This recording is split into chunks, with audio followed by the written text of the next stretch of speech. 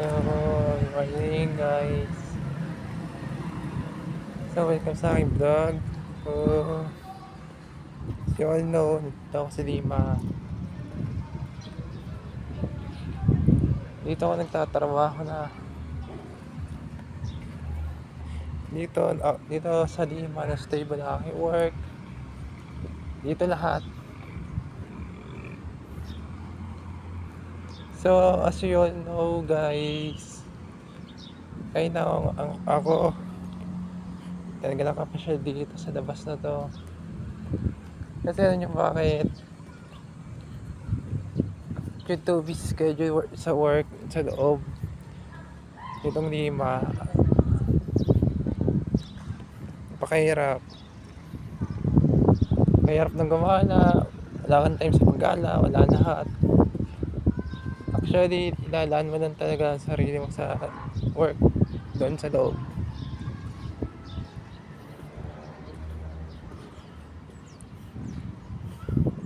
So yun, nandito ako ngayon sa Lima, guys.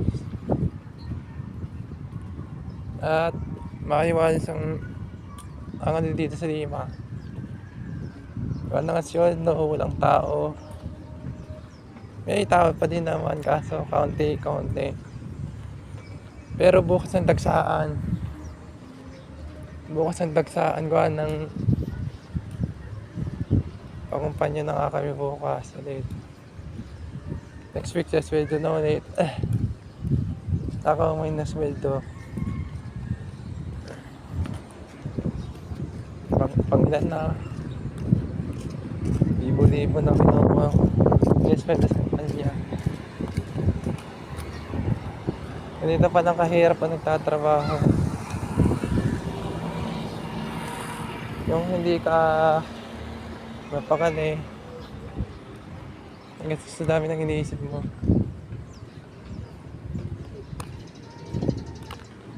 Yung hindi pong depressed ka, anxiety, actually lahat na.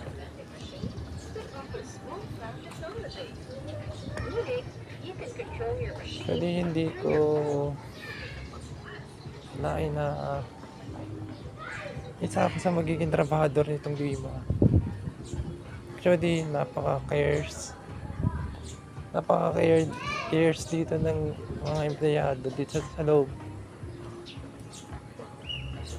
Wala nga siya, no, Lima do really cares sa aming mga empleyado dito sa loob ng Lima Technology Center.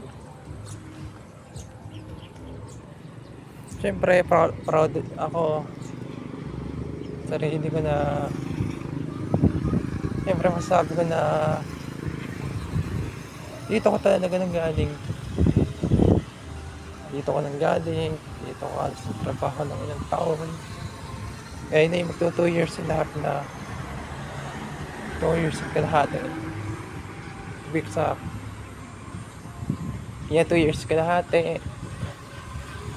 Last December 2022, nandito na ako.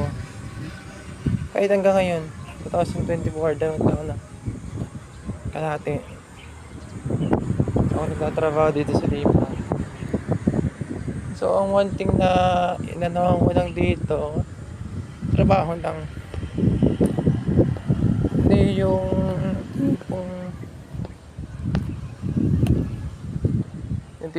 tipong mag-explore ka ng mga lugar dahil kasi gawa ng yung explore mo yung lugar dahil kasi yun lang ang pakay mo. Hindi eh. Actually, ang pakay mo talaga dito sa loob, trabaho talaga. Dito ka naranasan yung mga SSS, PhilHealth, Pag-ibig, napakarami. Actually, hindi ko ma-explain yun isa sa inyo. Well, despite nga sa aking busy schedule, hindi ko kailangan kong gampanan na aking trabaho dito sa loob. So, I know nga, guys, pagod na rin ang katawan ko. Pero kita nyo na malaban pa din. Kahit paano.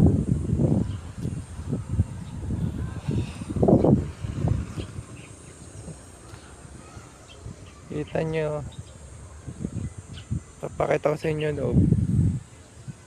Ayun o. Walang katao-tao ngayon. Pero sabihin ko nga sa inyo, bukas tagsaan yan. Nagsaan sa madaling araw. Gawa na ang bukas ay working days na ulit namin. Working days na ulit. Natrabaho na ulit. Dito yung pinaka masayang experience ko na naranasan ko bilang empleyado. Di ko nga alam na dito na sadya ako na dito na talaga ako mararegular.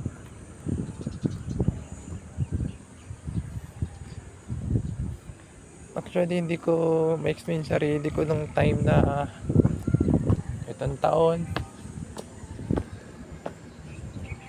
na dito ako na regular sa loob. So you all know, padalim ako ng itong kumpanya sa loob. Ang una kong kumpanya niya ay nandito rin sa loob. Pangalawa, nandito din sa loob ng Lima. Sa pangalawang kumpanya ko lang ako na regular ng gano'n. Siyempre, as you all know, napakahirap ng bagay dito sa loob.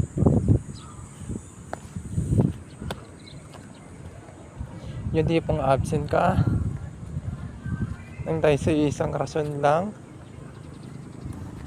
Yung tipong, di ba, yung tipo bagang tao na gusto mong yung gusto mo pero hindi mo magawa. Kasi nga as empleyado nga mahirap lahat. Limitado ang galaw mo. Lahat ay limited. Kung gusto mo makagalaman lang sa mga lugar-lugar, hindi mo magawa. Kasi sobrang limited. Siyempre, nasa kumpanya ka na sa loob, nandito sa Lima. Actually, mag-isip-isip ka pa ng mga valid reason. Buti na napasalamat ako. I've been part of this Lima Technology Center. Thankful ako dito sa Lima. They helped me grow enough, strong enough para review ko yung mga challenges sa akin sa buhay ko. Hindi ko masasabi na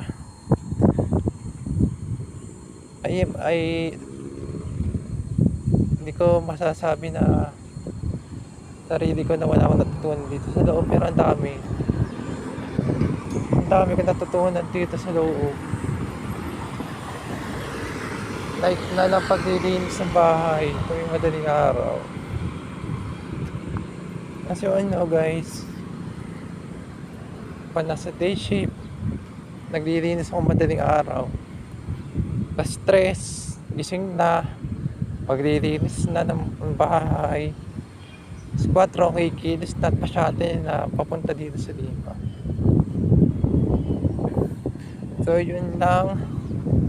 I hope na nagustuhan nyo itong vlog ko. And ang sarap ng hangin dito sa Lima. Talaga. So yun lang. End ko na. Labas na ako ng Lima. And have a safe day po sa inyong lahat. So shoutout ko lang ang mga aking mga katrabaho ko dito sa Dima bago ko i-end ang vlog. Shoutout sa lahat ng mga katrabaho ko dito sa Dima. Shoutout sa lahat ng naging kasama kong empleyado ko sa Dima Technology Center. Yun lang. Thank you. At may trabaho pa ako bukas. Have a safe day po.